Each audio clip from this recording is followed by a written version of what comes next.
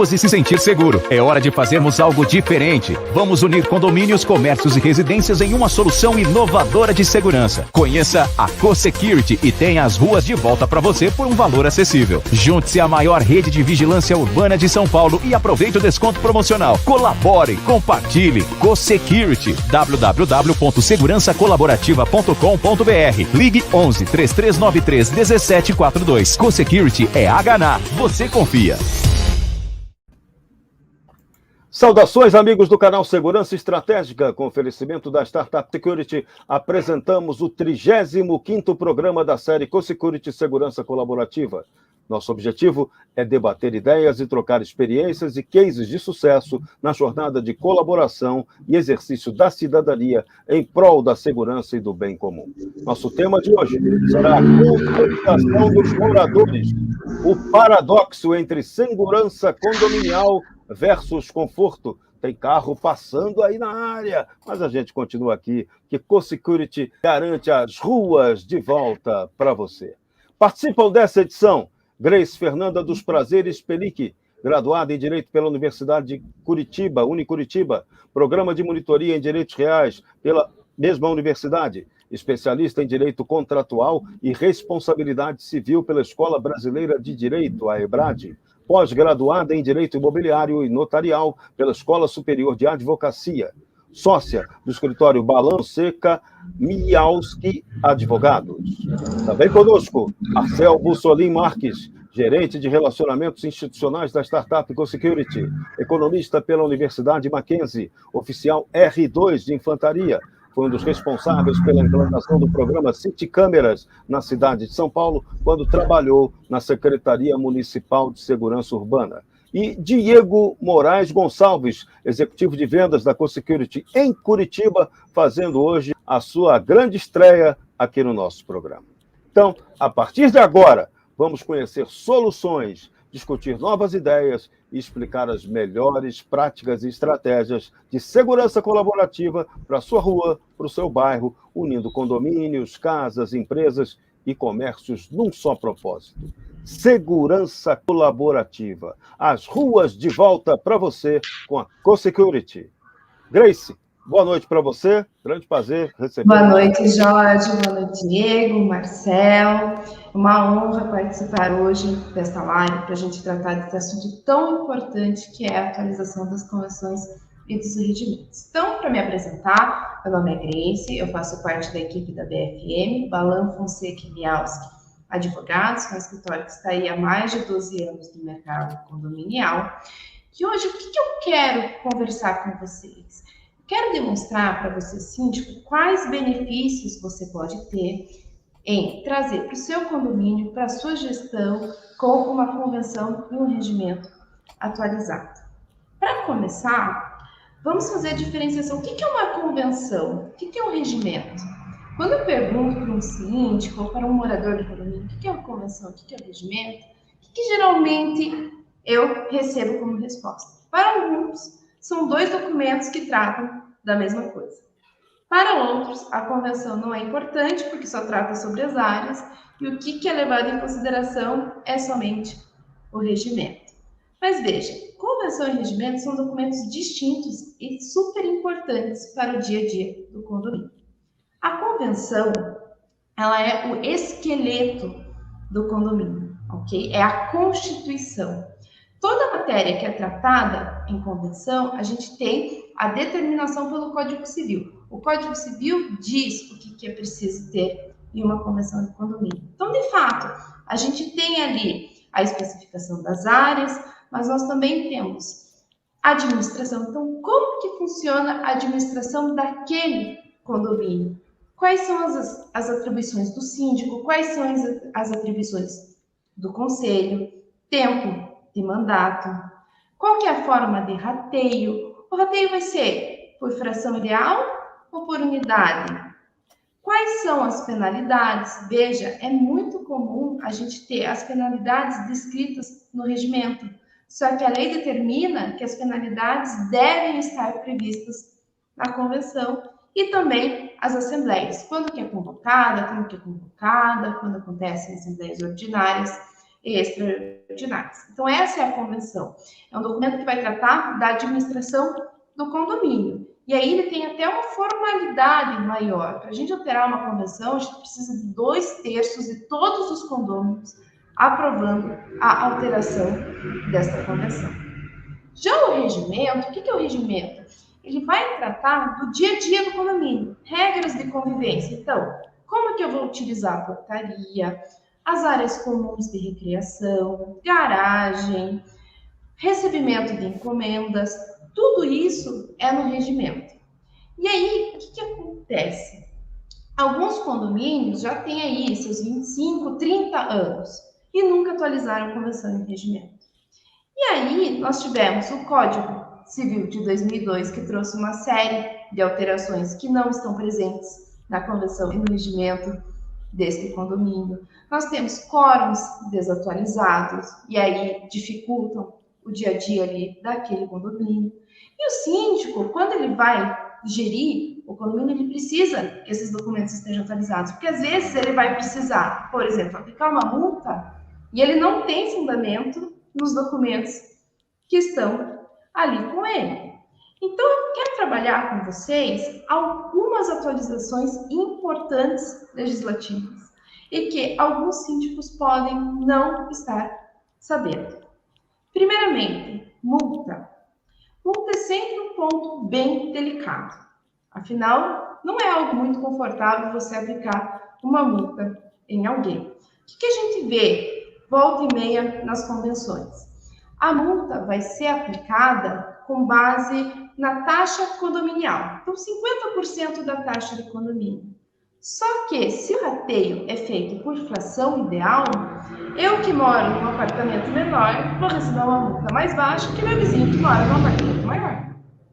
Então, isso pode levar à discussão. O ideal seria que a multa fosse calculada em cima do salário mínimo. Por quê? Porque o salário mínimo ele é atualizado anualmente. E aí você aplica uma multa igual para todos os moradores. Outro ponto, direito de defesa. Eu vou lá e atribuo uma multa. A minha convenção não fala nada sobre o direito de defesa. O que pode acontecer? Esse morador pode se sentir lesado, entrar com uma ação contra o condomínio pedindo que essa multa seja afastada, alegando o quê? Eu não tive meu direito de defesa. E esse é um direito constitucional, eu tenho meu direito de defesa. E aí, muito possivelmente, ele vai ter êxito nessa ação. Ele vai ter êxito porque essa multa vai ser anulada porque não foi conferido a ele direito de defesa. Outro ponto bastante debatido e que traz aí discussões nos condomínios. Pets. Pets é um mercado gigantesco. A maioria das famílias hoje em dia tem pelo menos um animalzinho de estimação. E aí, os condomínios precisam regulamentar essa convivência. Há condomínios mais antigos que não permitem que o morador tenha um pet. E isso não é mais possível. Por quê? Existem 4 pilares que regulamentam um condomínio: segurança, saúde, sossego e salubridade. Então, toda vez que a gente pensar em um condomínio, a gente tem que pensar nos 4 S's. A gente chama de 4 S's. Então, eu vou pensar no pet. Se ele não viola nenhum desses pilares, não tem como eu proibir o morador de tê-lo. Inclusive, é comum, assim, no meu condomínio há a estipulação que o máximo são 2 pets de até 10 quilos. Eu posso fazer essa limitação? Não. Por quê? Porque eu posso ter quantos pets eu quiser, desde que eu não desde que eu não lesione o direito dos demais moradores. Isso. Certo? Outro ponto importante, animais silvestres. Proibido animais silvestres. Mas se o morador tem autorização e, novamente, não está incomodando ninguém, é muito complicado você proibi-lo, certo? Então, todos esses pontos a gente precisa de uma regulamentação. Às vezes, um cachorro pequenininho ele vai trazer muito mais problema do que um cachorro grande. Existem raças que são bem mais barulhentas, então os moradores reclamam mais. E o cachorro que é maior, ele não traz esse mesmo problema. Tem cachorro pequenininho que faz mais barulho que a araponga, né? Se você botar uma araponga, vai fazer menos barulho, né? Sim, Porque é um cachorro exatamente. pequenininho. Então, tudo isso a gente precisa avaliar na prática, a gente precisa de regras de convivência para esses pets. Então, vai andar em área comum, tem que estar na guia, por exemplo. O tutor andou ali com o animal acabou fazendo ali as necessidades fisiológicas, o tutor é responsável por fazer a limpeza. Não fez, vai ser advertido, posteriormente vai ser multado. Então, esse é um ponto que precisa ser trabalhado. Então, deixa eu jogar logo a pergunta em cima do problema que você lançou. Muitos condomínios estão com convenção e regulamento desatualizados. O que cada pessoa tem que fazer para melhorar isso, modificar isso? Qual é o caminho para isso? Eu moro num prédio, eu pego minha convenção lá e constato que ela está toda fora da realidade. Como é que encaminho essa modificação, esse aprimoramento institucional? Eu posso responder a sua pergunta um pouco mais à frente? Pode, mas já fica na fila. Vai no teu raciocínio. Então, vamos lá, continuando, porque senão eu vou cortar o raciocínio pessoal. Quero trazer mais uma atualidade. Airbnb e Booking. Outro ponto que traz bastante questionamento, principalmente na questão de segurança. O que acontece? O Airbnb e o Booking, ele até veio com uma proposta interessante. Então, eu tenho um apartamento, não estou utilizando, eu vou alocar esse meu imóvel para alguém que vai utilizar ali para um final de semana, de repente está viajando aqui na minha cidade. Só que nem todos utilizam para algo lícito. A gente começou a ter problemas com questões ilícitas, tráfico de drogas, por exemplo. Então, o que eu faço? O condomínio pode simplesmente ir lá proibir? Não. Por quê? Porque a gente já tem entendimento dos tribunais superiores que você só vai restringir o Airbnb e o Booking se tiver na sua convenção desta forma. Então, aí sim, eu vou atualizar minha convenção, ok, vamos proibir? Vamos proibir. A partir do momento que você tem a proibição, aí você consegue chegar para o proprietário e falar, você não pode mais locar para Airbnb, para Booking ou para outros aplicativos desta natureza. Outro ponto importante, ainda falando sobre segurança, carros de aplicativo, delivery, tudo isso precisa ser regulamentado. Chegou o delivery, vai subir até o apartamento, mas vai ter algum registro desse entregador? Porque se acontece desse entregador não ser um entregador, está se fazendo, e aí cometer um furto, como que fica a situação?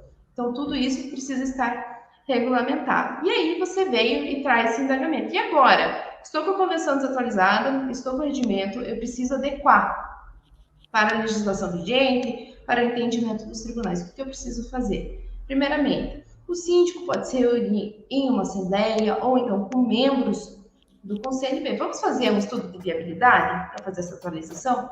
Vamos!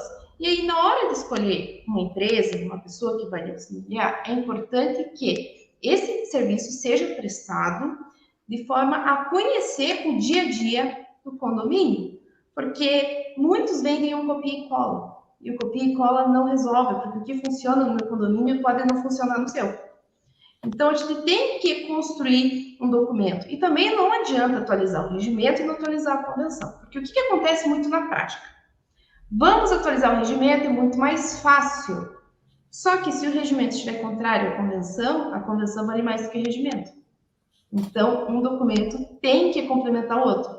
Não pode ter uma divergência. Então, vamos fazer um estudo? Vamos alterar? Vamos. Primeiro ponto, forma uma comissão entre os moradores. Vamos formar aqui um grupo de 10 pessoas para acompanhar os trabalhos, porque a gente precisa ouvir como que funciona o dia a dia, o que vai mudar ou não, porque alguns pontos são decorrentes de lei, outros são de convívio. Por exemplo, edital de convocação por carta registrada. Ninguém mais utiliza desta forma. Como que a gente está utilizando hoje? É pelo aplicativo da administradora? É por e-mail? Como que a gente está convocando? Tudo isso a gente tem que atualizar.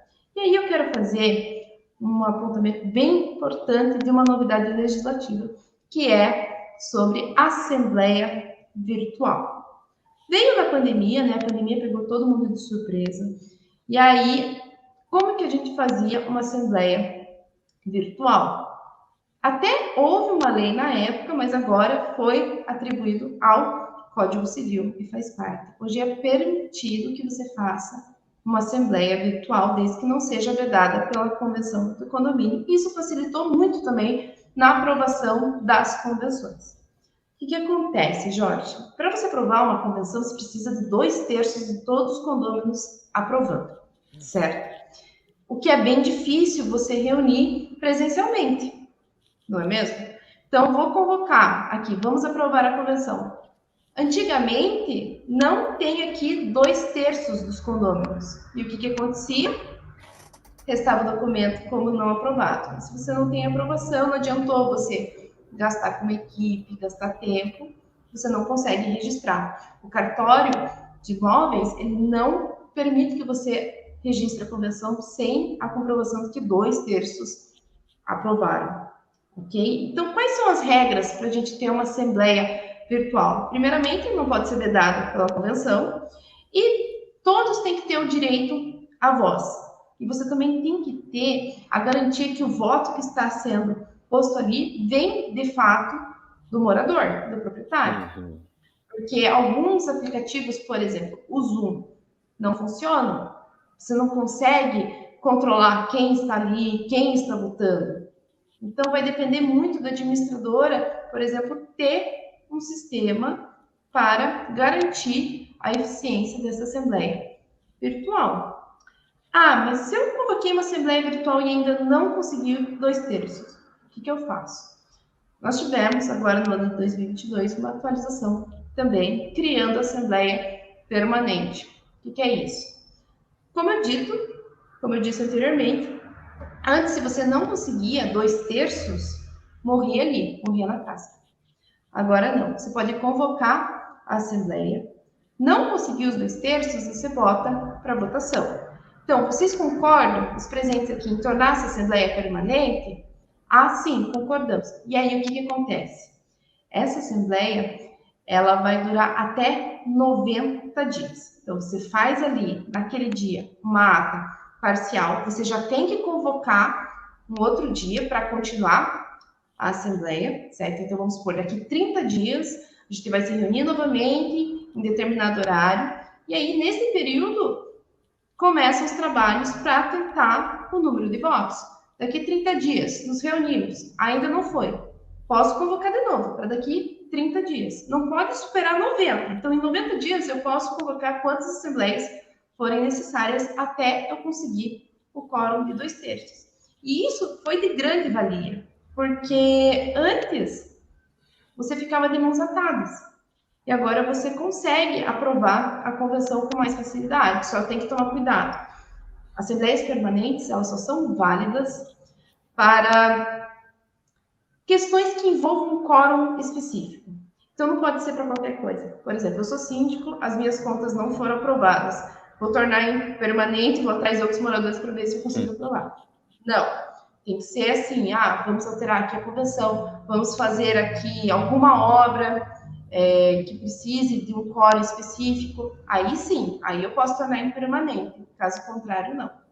Uma outra dúvida, é possível você fazer assembleias mistas, tanto presencial e virtual?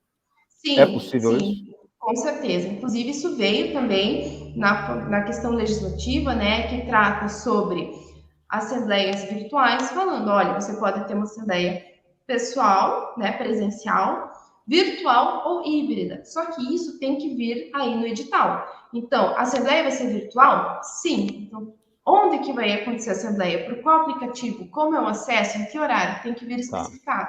Vai ser híbrida? A mesma coisa. Então, é uma assembleia híbrida. Onde que vai acontecer a parte presencial?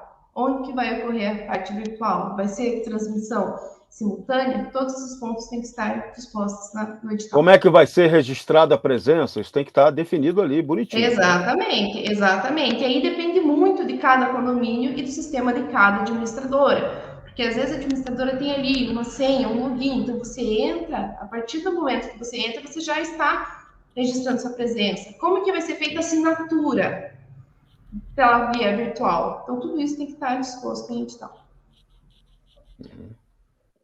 Então, esse é um ponto fundamental. Então, essa é uma inovação que é necessária hoje, não tem mais como fugir disso. da tecnologia.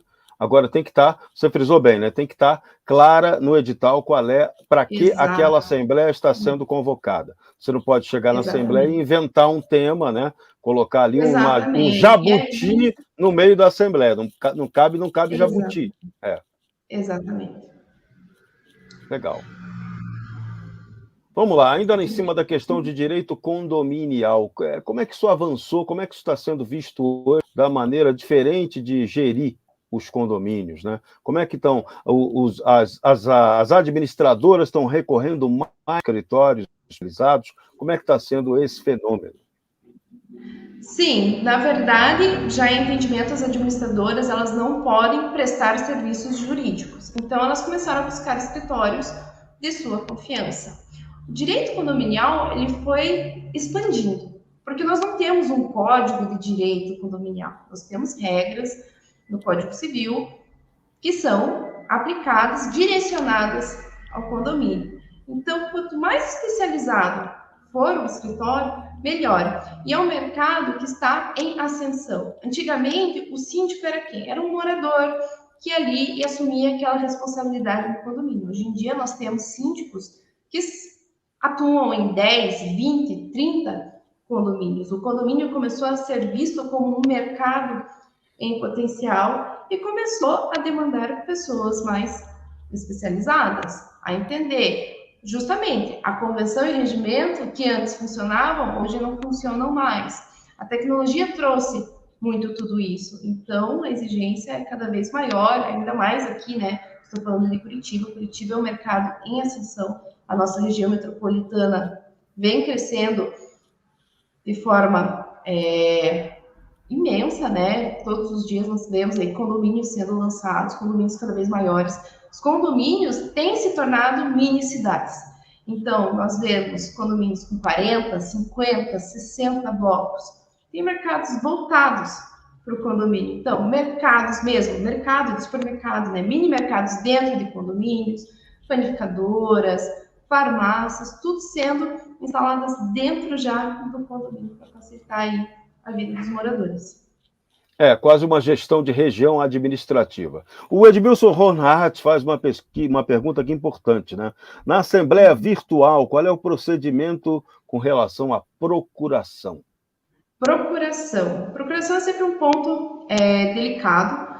Alguns condomínios limitam o número de procurações, outras não. Só que assim, tem que depender do sistema que vai ser utilizado pelo condomínio. Então, pode ser que no edital seja exigido, olha, você vai enviar as procurações um dia antes, por exemplo, para verificar a validade. A procuração, ela não precisa, ao menos, né, que tenha uma determinação expressa em sentido contrário, ser registrada em cartório, por exemplo. Só que aí a pessoa que está apresentando essa procuração, ela vai responder pela validade daquele documento. Se ela apresentar, de repente, uma procuração falsa, ela pode ser responsabilizada por isso. Esse é o ponto importante. Então, tudo tem que estar dentro da legalidade. Voltando à questão das convenções, na sua cabeça, na sua experiência prática, o que tem sido, o que tem de ideal conter uma convenção? E o que não deve conter? O que você entende como excesso ou falta do que esteja numa convenção? Veja, o conteúdo de uma convenção é determinada em lei. Então, o Código Civil já diz o que precisa conter na convenção. A convenção, ela precisa ser atualizada com a legislação vigente e ela precisa complementar o regimento. Ela vai tratar sobre administração. Então, veja, o que acontece na prática? O síndico, na convenção, o mandato está de 2 anos. E aí tentam mudar isso pelo regimento. Não pode. A convenção, ela tem que ser a estrutura do condomínio, da administração do condomínio. Isso é correto. O que funciona para esse condomínio? As assembleias, como que a gente vai convocar? Quanto tempo? De que forma? Conselho, é fiscal? É consultivo e fiscal? Quantos membros? Vai ter remuneração? Não vai ter remuneração? Como que vai funcionar? Outro ponto importante da convenção é condomínios mistos. Condomínio que tem parte residencial e comercial. Algumas convenções não diferenciam. Tem lá nas áreas falando, olha, nós temos tantas lojas, nós temos tantos apartamentos, mas não diferenciam na parte de rateio, direitos, deveres. E aí acaba gerando uma confusão posteriormente, porque vai gerar conflito. E aí, o que a gente faz? O condomínio fica meio de mãos atadas, porque não tem como aplicar uma regra que não esteja na convenção, mas também tem a indignação dos lojistas que, porventura, podem estar ali arcando com uma taxa condominial e pagando por partes que não usufruem. Então, tudo isso tem que ser levado em conta quando for feita uma convenção. Tá, legal. E regimento interno? Quais são, na mesma balada, quais são? O que é o ideal ou evitar excessos, né? O regimento tem que refletir exatamente a convenção, você já explicou isso. Veja, o que pode faltar ou não no regimento? O regimento, ele vai complementar a convenção, porque enquanto a convenção vai tratar dessa parte administrativa mais densa, da assembleia, síndico, conselho, rateio, o regimento vai falar do dia a dia. Salão de festas, salão de jogos, quadra, garagem, recebimento de encomenda, portaria. Então, veja, o regimento, ele tem que ser completo. Ele não pode também engessar, entende? Então, por exemplo, assim, vou pegar um regimento que tem ali as penalidades. Nós já conversamos que precisa estar em convenção, mas a maioria dos condomínios traz no regimento. E aí nós temos 30 multas diferentes em que tenta adivinhar todas as penalidades possíveis que o morador pode ter. Isso engessa. Então, a gente precisa ter um documento coerente. Salão de festas, quantas pessoas comporta, até que horas pode utilizar, quando que vai ser feita a verificação, vai ser até as 10 da manhã, tem que entregar até as 10 da manhã do dia seguinte. Regras desse tipo, tem que ser as regras de convivência mesmo, não pode ser básico ao ponto de ser omisso e o síndico não ter o instrumento necessário para gerir o condomínio, mas também não pode ser algo que vai engessar a convivência dos moradores. Muito bem. Você tocou num ponto ainda agora, que é a questão de multa e direito à defesa, que é algo bem básico. Qual é o procedimento para você se defender, procedimento prático, se o síndico ou o condomínio decidem lhe aplicar uma multa por algum motivo? Como é que é isso na questão prática? Vamos lá. Primeiramente, o rito para recurso, os condôminos que vão decidir, porque a convenção é feita para o uso do condomínio. O que a gente orienta, via de regra? Então, estipular um prazo, 5 dias, 7 dias para apresentar recurso. Esse recurso, via de regra, ele é apresentado para os membros do conselho e aí é determinada uma assembleia, certo? E aí esse recurso vai ser analisado em assembleia. Os moradores vão julgar. Olha, o morador vai chegar ali, porque recebeu a multa, vai expor. Eu recebi a multa, aconteceu tal fato, eu entendo que não é passível desta penalidade. E aí a Assembleia vai decidir se mantém a multa ou não. É esse, geralmente, o procedimento. Então, é um procedimento eleitoral, nesse caso, né? Funciona Exatamente. dessa maneira. Não cabe essa do síndico despótico aplicar a multa e o cara ter que aceitar e não ter como fugir daquilo, né? Tem direito a recurso. É complicado, tem que ter o direito de defesa. É uma prerrogativa do síndico aplicar a multa. Então, o síndico considerou a conduta grave, ele vai lá e ele aplica a multa. Mas ele tem que possibilitar que o morador se defenda. E aí, essa defesa é levada para a Assembleia e a Assembleia vai deliberar se mantém ou não. Se a Assembleia bater o pé e falar, não, de fato, tem que manter essa multa, aí ele vai receber ali a penalidade. E na questão, vamos lá, isso aqui é o Brasil da judicialização, né? E se o cara não ficar satisfeito com a decisão da Assembleia e recorrer à justiça, isso tem chance dele ganhar, dele reverter? Veja, a gente nunca pode dar 100% de certeza de tudo que vai vir da mente de um juiz. Porém, o condomínio está resguardado no sentido, olha, não foi um ato deliberado unicamente do síndico. O síndico aplicou a multa por quê? Porque ele viu em loco, ele presenciou essa infração, ou de repente o síndico recebeu tais e tais reclamações, ele aplicou a multa, foi concedido o direito de defesa, ele expôs os motivos dele para a Assembleia ela é soberana em um condomínio, e a Assembleia optou por manter. Com todos esses indícios, é possível demonstrar para o juiz que a multa foi cabível. Então, esse É fundamental. Outra questão, em relação à Assembleia, as decisões que são tomadas, como é que isso fica registrado oficialmente? Como é que todo mundo fica depois com acesso público a essas informações? Qual é o procedimento burocrático depois que você realiza uma Assembleia? Como é que funciona Então, isso? nós temos Assembleia, então vai ter ali o cômputo de votos e vai ser redigida a respectiva ata.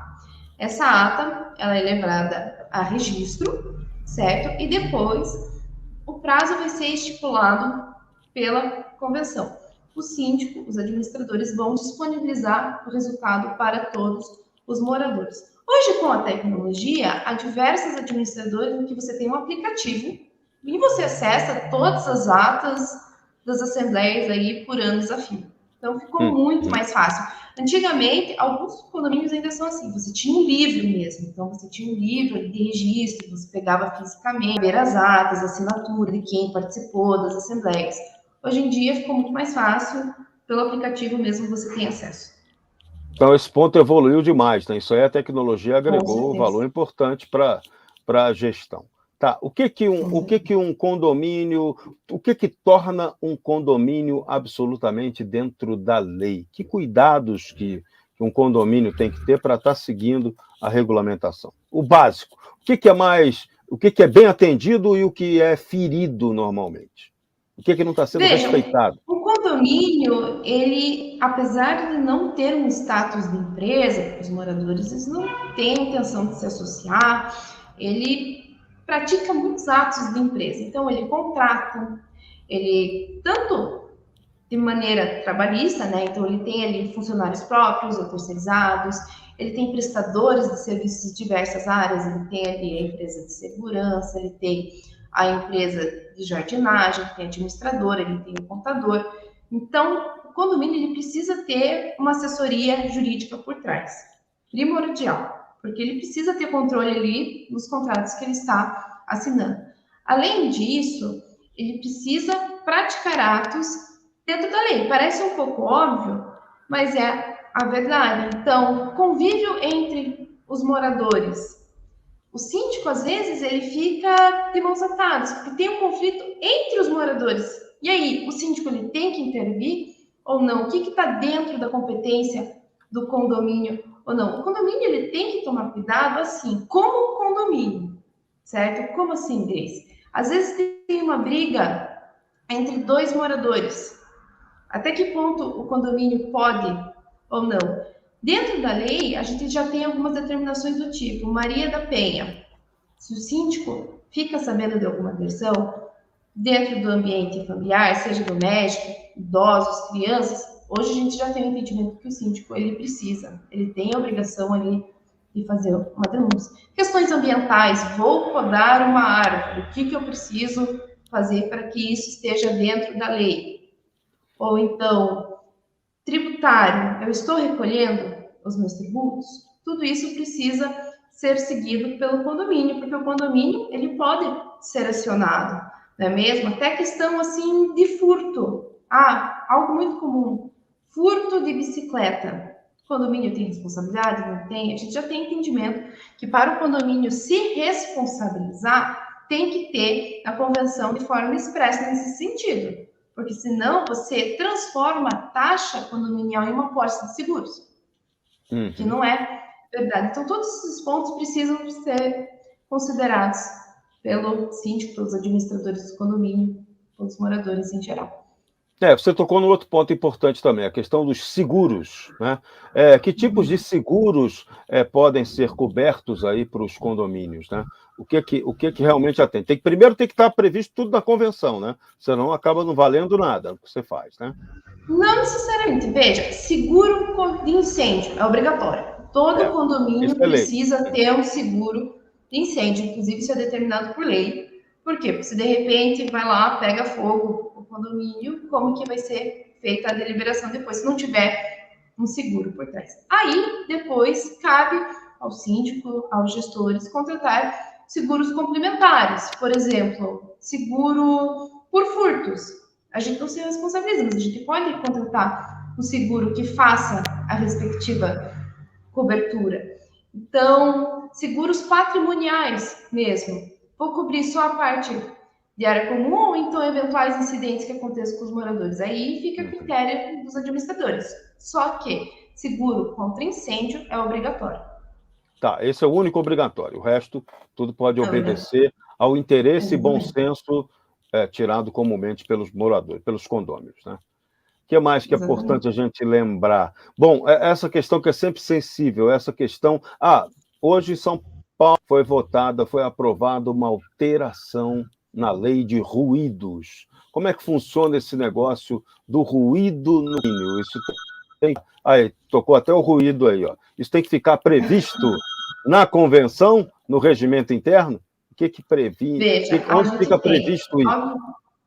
Obviamente que os moradores precisam seguir a lei de silêncio dos respectivos municípios, mas nós temos sim a lei de silêncio do condomínio. Então, se ficar estipulado, olha, o horário de silêncio aqui nosso, das 8 da manhã às 10 da noite, é preciso seguir, porque caso contrário, esse morador vai estar passível de multa. Isso a gente vê principalmente com festas, seja então no salão de festas ou dentro da unidade, mas também ruídos que às vezes o morador não sabe que está fazendo. Levantei 3 horas da manhã, vou mexer na minha cozinha e acabo acordando todos os meus vizinhos. Então tudo isso precisa ser levado em conta. Obviamente que se é um acidente, o síndico ele vai primeiro advertir, olha, recebi reclamações nesse sentido. Sim. Então, na próxima, pode haver aí a aplicação de uma multa, peço que adeque a sua conduta às normas do condomínio. Mas se for algo recorrente, aí sim pode haver aí a aplicação de multa. Então tudo, na verdade, no fim das contas, é o bom senso, né? O regimento não tem como prever todas essas punições, todas essas irregularidades. Não. Há pontos do tipo, o salão de festa só pode ser utilizado até as 10, a pessoa ficou até 1h da manhã. Inclusive, nos regimentos que nós fazemos, via de regra, a gente estipula que é multa direto. Para penalidades desse tipo. Por quê? Porque a pessoa está ciente. Ela optou por seguir. Mas não teve ruídos. Ok. Então, de repente, uma advertência. Mas se foi festa mesmo, ninguém conseguiu dormir, aí a gente tem a aplicação da penalidade de multa. Legal. Essa questão que você tocou agora. A palavra advertência, ela deve vir antes da multa? Ou você pode multar diretamente? Ou vai depender do que tiver prescrito no regime? Depende muito assim. É uma infração leve. Adverte. Saí com o meu cachorro, não fiz a respectiva limpeza, por exemplo. Então, adverte. Na hipótese de reincidência, haverá aplicação de multa. Agora, se foi uma conduta grave, aí o síndico tem a prerrogativa de aplicar a multa diretamente. Sim, então essa questão é grave. Então, a recomendação para o síndico ele não tem que ser um cara chato, ficar multando e advertindo o tempo todo, né? Veja, se for necessária a advertência, cometer uma infração, o morador ele precisa estar ciente que ele cometeu aquela infração. Só que nem sempre a multa é a melhor medida. Entende? Então, pode ser... A gente, via de regra, estipula assim. É uma sugestão. Forma escalonada. Primeiramente, tem advertência. Não resolveu? Aí sim a gente aplica a penalidade de multa. Funciona bastante. Às vezes a pessoa recebe advertência, já fica receosa em receber a multa e para com a infração. Outras continuam, e aí a gente aplica 1, 2, 3 multas, conforme for necessário. Inclusive, essa multa ela pode ir subindo. Primeiramente, 20%, na segunda, 50%, 75%, 100% do valor da taxa condominial. Então a questão passa muito mais pelo modelo de gestão e relacionamento, né? Que o síndico tem que estabelecer um bom relacionamento. Hoje não tem mais espaço para o síndico déspota, né? Embora a gente tenha aí uns síndicos no Brasil que estão abusando aí do despotismo, né? Aí tem que ir para a rua reclamar, né? Quando o síndico ele tem uma assessoria junto com ele, sempre há aquele toque. Olha, nesse caso, eu vejo que a multa não seria o melhor caminho. Então, a gente consegue passar, porque às vezes o síndico pode ter considerado a conduta grave, mas quem está olhando de fora vê, não, essa conduta não foi tão grave assim, ao ponto de ensejar uma multa. Sim, então esse é um ponto que é fundamental. Aqui estão colocando, o Edmilson Ronhardt está falando aqui da questão securitária. Ele diz que isso para os condomínios é algo muito amplo e o síndico deve se cercar de um bom corretor especialista em condomínios. Você também tem dado esses conselhos aí como advogada da área condominial? Sim, sim. É importante o condomínio ter um seguro de qualidade, porque evita muita dor de cabeça para o síndico. Então, quando tem a cobertura do seguro e acontece algum sinistro, o síndico ele consegue ali fazer o acionamento, resolve a questão de forma mais rápida. Legal. Outro ponto que melhorou muito, mas isso em tempos nem muito, até recentes, causava muita confusão. Prestação de conta. Essa do Brasil, a administração pública presta super mal conta à própria população. Mas no condomínio é outra história. O condomínio é obrigado a ter uma prestação, a obedecer o artigo 37 da Constituição, mais do que o governo, né, obedece. Então, a questão da publicidade, da transparência é fundamental. Isso tem sido obedecido, tem sido uma tendência à transparência e publicidade? Excelente ponto. Ou está faltando, ou está falhando ainda? Esse é um ponto que a gente trata em convenção, porque fala da Assembleia, mas vamos falar aqui um pouquinho de Código Civil. É determinado por lei. O síndico ele precisa prestar contas uma vez ao ano, nas assembleias ordinárias. Obrigatoriamente, o síndico precisa convocar uma assembleia ordinária uma vez por ano para prestar contas. Se ele não fizer, na omissão dele, 1/4 dos condôminos podem convocar. Ou não, você vai prestar as contas sim. E a gente vai convocar a assembleia. Então, o síndico ele precisa prestar as contas. Obviamente que as contas são analisadas, geralmente, mensalmente, pelo Conselho Fiscal ou Consultivo Fiscal, então eles já fazem a análise dessas contas, mas a Assembleia precisa aprovar. Então, nesta Assembleia Ordinária, é posta ali as contas do síndico. Se aprovar, ótimo. Se não aprovar, o condomínio pode acionar o síndico judicialmente para responder pelas contas. Então, de repente, notou-se que faltou algum valor no condomínio. O síndico pode ser responsabilizado e ser obrigado a reembolsar o condomínio por um gasto que eventualmente fez de maneira inadequada. Então, o que a gente sempre recomenda? Nota fiscal, tudo que fizer, precisa ter registro. Tudo aquilo que envolva movimentação de dinheiro do síndico tem que ter registro. Porque depois que as contas não forem aprovadas, ele fica vulnerável até uma ação. Isso. E aí nada de ter caixa 2, né? Já aconteceu do síndico, às vezes, vou contratar com uma empresa menor, aí recebeu aqueles recibinhos, aí perdeu o recibo. E aí, como que você prova? Não prova. E aí o síndico tem que ir lá e reembolsar o condomínio. Tem que apresentar o recibo, né? Senão tem que pedir segunda via do recibo, né? Senão fica estranho. Sim. Né? Infelizmente, nós já presenciamos casos, então já fomos contratados por condomínios que nos procuraram justamente por essa questão. E aí é algo bem complicado, porque às vezes a pessoa pode até desaparecer, não é mesmo? E aí fica mais difícil. Bom, Grace Pelic, outra questão que também é importante, na sua percepção. Está tendo uma mudança entre o que era o síndico morador para o síndico profissional? Está evoluindo? Como é que você está se percebendo isso aí na sua área de atuação em Curitiba, por exemplo? Então, Jorge, o que acontece? O mercado ele não está mais aceitando o síndico que é aquele senhorzinho, aquela imagem do síndico que a gente tem, que é aquele senhorzinho que mora no prédio há muito tempo, conhece todo mundo e ele vai ser o síndico. O síndico ele precisa cada vez mais ter habilidades para ser síndico e até está sendo visto como um mercado. Como eu tinha dito, há síndicos que têm 5, 10, 15, 20 condomínios. Ele abre uma empresa, ele faz a gestão ali de diversos condomínios. Para você ser síndico, não há exigência de que você tenha um curso profissional, como, por exemplo, um engenheiro, um médico que exige ali uma faculdade. Não, qualquer pessoa pode ser síndica. Só que alguns condomínios já estão começando a restringir, então exigir que tenha um curso de síndico, Por quê? Para trazer, de repente, uma segurança maior. Não que necessariamente a pessoa que tem um curso de síndico vai ser um síndico melhor do que aquele que não tem, porque às vezes a pessoa tem ali anos de prática e é um excelente síndico. Mas há condomínios que já está exigindo. É um mercado em ascensão. Cada vez mais pessoas estão olhando os condomínios e a profissão de síndico como uma oportunidade. Porque antes, ser síndico, ninguém queria. Você fazia assembleia, vamos eleger o síndico. Era um silêncio total, e o primeiro ali que falava que queria ser síndico, todo mundo votava, era mais assim, ninguém quer essa bomba, fique aí com você, porque o salário, via de regra, era baixo, era ali R$800, R$1.000, para um problema estrondoso, falavam que não valeria a pena. Ok, uma coisa é você ter um condomínio, outra coisa é você ter 10.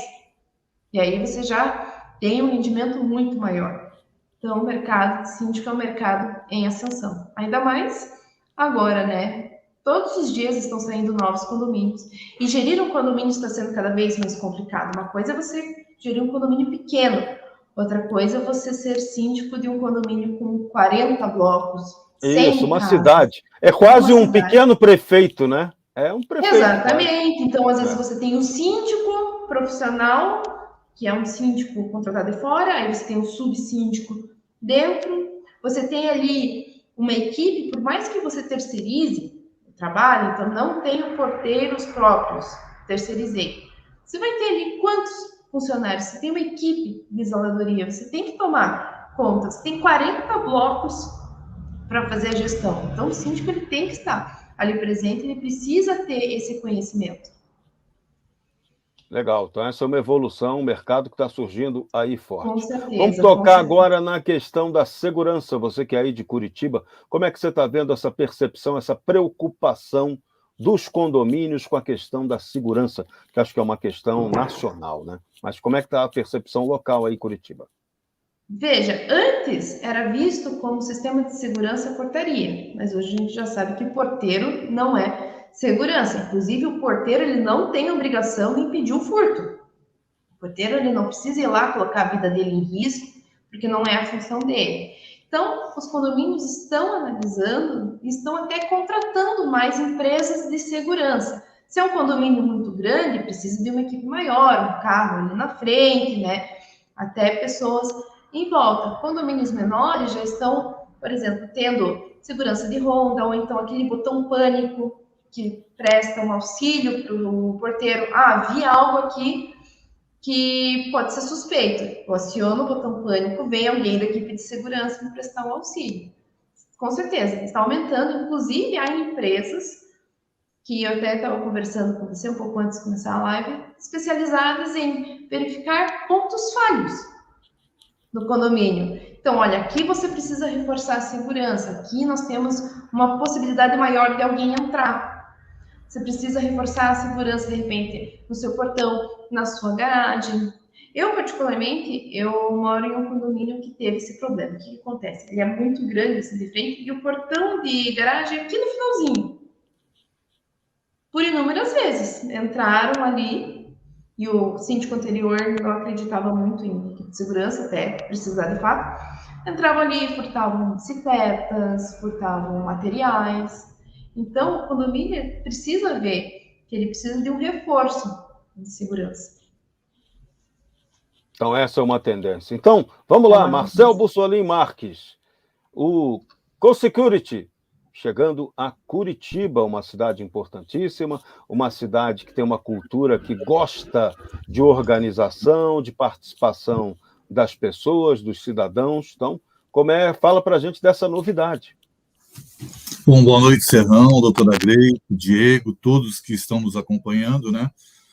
Como você disse, a CoSecurity está chegando em Curitiba, tendo como um dos investidores o Grupo HNA, que já está há 25 anos no Brasil, atuando em São Paulo, Rio de Janeiro, Paraná e Minas Gerais, né? No Paraná desde 2019 e com muita expertise, né? Porque tem em torno de 18 mil funcionários. Então, como a doutora Grace comentou, a HNA ela trabalha com segurança patrimonial, tá certo? Projetos de segurança, terceirização de serviços, né? e vigilância eletrônica, né? Com toda a parte de alarmes. Então, ela praticamente atende todas as necessidades, né? Inclusive com serviços de portaria, recepção, limpeza, bombeiro civil, né? Que são os serviços terceirizados. E você tem por trás também a Ganá Tecnologia, apresentando todas essas soluções de controle de acesso, a proteção perimetral, né? o CFTV e alarme, e a integração de todos esses equipamentos, né? E inteligência artificial. Então, a CoSecurity está bem respaldada por esse grupo, né? Com muita experiência, e agora a nossa função é atuar na área externa, trazendo uma sensação de segurança, né? Tanto para os condôminos, na parte externa do condomínio ali, como para os munícipes. Então, até o Diego vai falar um pouquinho, né, no trabalho que está sendo realizado em Curitiba, mas é uma grande preocupação. Então, nós aqui em São Paulo, sempre, né, através da nossa central de monitoramento, detectando ocorrências, quando somos provocados, né, e levando vários ofícios aos distritos policiais aqui em São Paulo. E você tem muitos roubos, furtos, invasão de condomínios, muito caso de fraude, estelionato, está tendo demais com cartões de crédito, tanto com entregadores como táxis, impressionante o número, né? Nós até alertamos algumas autoridades em alguns distritos desses casos que estão ocorrendo. E nós temos até um caso prático aí, né? Que a produção vai mostrar um vídeo que acho que fica bem exemplificado, né? Mostrando um caso real. Com certeza. Produção, aperta o play aí para a gente ter uma ideia. Quem está lá em Curitiba e não conhece o que é a CoSecurity, entender o potencial desse trabalho. Vamos lá.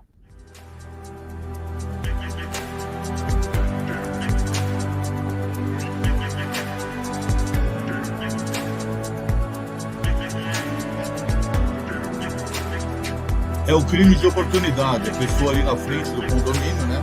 Às vezes conversando ou simplesmente esperando um aplicativo, né? Uber ou aqui 99 em São Paulo, e as motos, geralmente motos, né? Se aproveitam dessa situação.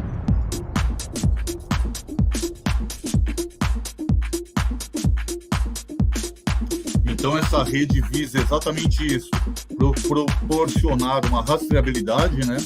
E tentando verificar de onde surgiram esses elementos, para onde foram, e subsidiar aí as investigações, né? A Polícia Civil com o maior número de dados.